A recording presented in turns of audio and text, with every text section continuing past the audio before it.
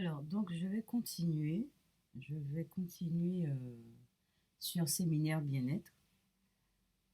Et là, je vais vous parler, euh, je vais essayer, c'est archi complexe, hein, je vous dis pas. Et je suis sûre, sûrement je me trompe, hein. Sûrement je me trompe, mais je donne quand même mon avis, parce que voilà. Je ne sais pas si je me trompe, en tout cas. Mais c'est un rapport avec mon interprétation.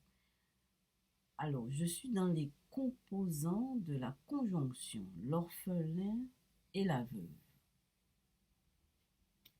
Donc, c'est un rapport avec Jung, Mysterium Conjunctionis, tome 1. Alors, je lis l'extrait. Alors, j'ai pris ça sur Internet. C'est sur un site de la Société française de psychologie analytique. C'est un rapport avec Jung. Alors, les composants de la conjonction, l'orphelin et la veuve. J'ai trouvé ça un peu. Enfin, ce qui m'a fait tilt, ça ne m'étonne pas de Jung, hein, quand même. Mais c'est-à-dire, c'est une question qu'on soulève, évidemment, et on n'en parle pas ouvertement. Mais bon, peut-être que j'ai pas capté ce qu'il fallait. Enfin, je vais vous dire ça. Alors, les symboles alchimistes de l'orphelin et de la veuve de la lune sont rapprochés des images recueillies dans la mythologie classique, les écrits patristiques et la Kabbale. On fait le lien entre la pierre précieuse, l'orphelin trouvé dans les écrits d'Albert le Grand, et la pierre des philosophes mentionnée par les Carmina, etc., etc. Cette analyse de l'orphelin débouche sur une discussion du terme de veuve comme symbole de la prima materia alchimique. Ça, c'est un truc essentiel. Alors, prima materia alchimique. Vous voyez, c'est des trucs féminins. Prima materia alchimique. Mère de la pierre des philosophes. On met en parallèle le mythe d'Isis et les synonymes attribués à la prima materia, principe féminin en alchimie. Principe féminin. C'est pas le nom seulement, hein. Enfin, c'est un principe. Principe. Principe féminin. On fait remarquer le rôle paradoxal qu'elle joue comme source de bonheur-malheur, destruction-guérison, et on le rapproche de la croyance chrétienne en la transsubstantiation, mais aussi des mythes aztèques et égyptiens. C'est vrai que Jung va chercher. Oh, il se promène, c'est promené partout. On montre que l'image chrétienne d'époux-épouse est remplacée par une totalité matérielle et spirituelle personnifiée par Mercure, et que celle de la sagesse et de la matière féminine l'est par le Saint-Esprit et le démon. Alors, il y a une espèce de guerre entre Trinité, Saint-Esprit, démon, etc.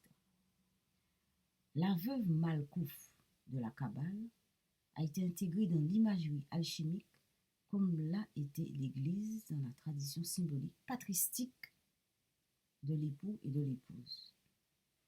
Le symbole paradoxal de la lune comme source de lumière, mais aussi destructrice de lumière, soleil-lune, est suivi à travers les écrits d'Augustin et ceux des Aztèques et des Égyptiens. Le thème, alors, ce qui est intéressant, c'est la fin de l'article. C'est encore plus intéressant. Alors, les thèmes de la blessure liée à l'éclipse, du Christ et de l'Église, ainsi que les écrits, Zosime, etc., montrent que le but de l'alchimiste était d'effacer le péché originel par le baume de vie.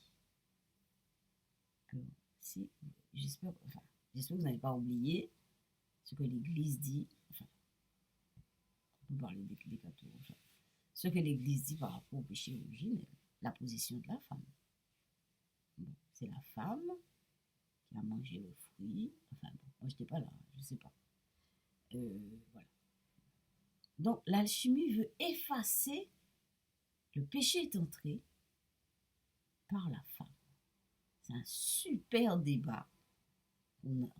C'est en tout cas l'infini. On peut discuter de ça à l'infini. Enfin bref, moi, c'est pas mon but. Ça ne m'intéresse pas. En tout cas, l'alchimie voulait effacer le péché originel. Je ne sais pas si vous avez senti le rapport, comment dans le texte on a essayé d'introduire et de soutenir le principe féminin, comment les alchimistes, j'espère que je ne me trompe pas, peut-être que je me trompe, je vais découvrir après, que les alchimistes ont essayé de soutenir le principe féminin. C'est ce que je comprends. Et c'est ce que Jung a voulu montrer, qu'il ne dit pas ouvertement. Mais bon, donc je vais vous laisser. J'ai assez parlé aujourd'hui. Je vais déjeuner avec mon fils, parce qu'il tourne déjà dans le lit. Je vais faire le petit-déj. Et donc, voilà, c'est délicat.